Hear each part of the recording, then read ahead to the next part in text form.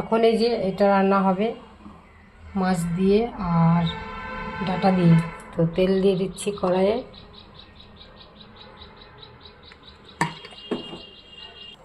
এবার দিয়ে দেবো জিরে, তেজপাতা আর রাঁধুনি, শুকনো লঙ্কা ফোড়নে দিলাম। আর মাছ তো বেশি না, 4 পিস মাছ আছে, তো ফোড়নে দিয়ে দিয়েছি ওইগুলো। আর এবার দিয়ে দিচ্ছি আলু,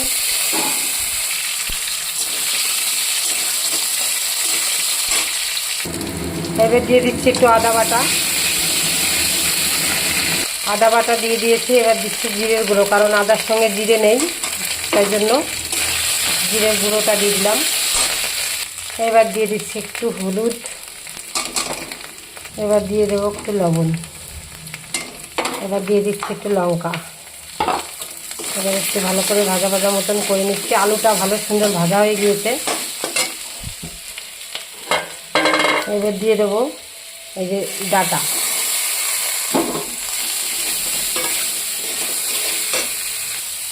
দিয়ে সব মশলার সঙ্গে আলুর সঙ্গে ভালো করে একটু ভেজে নিলাম।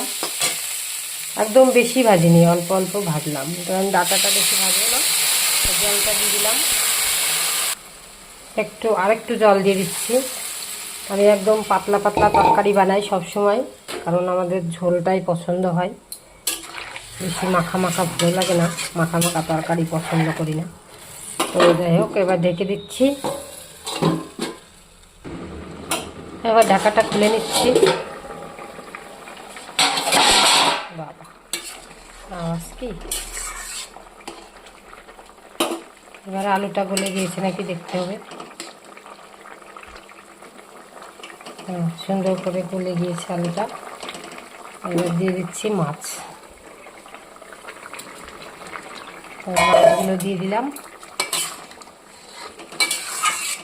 আর থাকবে 10 মিনিট। হাতে বানানো মশলা দিয়ে দেবো, তারপরে নামিয়ে নেব। এবার আবার 10 মিনিট পরে ফিরে আসছি, মানে হয়ে গেছে 10 মিনিট আমার। তো এবার আমি দিয়ে দিচ্ছি হাতে বানানো মশলা পুরো, এটা দিয়ে আমি নামিয়ে নেব।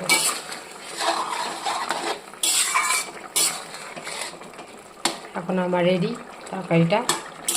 এখন খেতে যা দেরি, তবে চেখে দেখলাম অনেক সুন্দর হয়েছে। এরকম করে বানিয়ে খাবেন, মশলা ছাড়া অনেক ভালো লাগবে। মশলা দিয়েই খেতে হবে, কোনো মানে নেই। পেঁয়াজ রসুন দিয়েই যে তরকারি অনেক সুন্দর হয় তা না, এরকম পাতলা ঝোল গরমের সময় অনেক ভালো, শরীরের পক্ষেও ভালো। তো পাতলা ঝোল বানিয়ে খাবেন, শরীর সুস্থ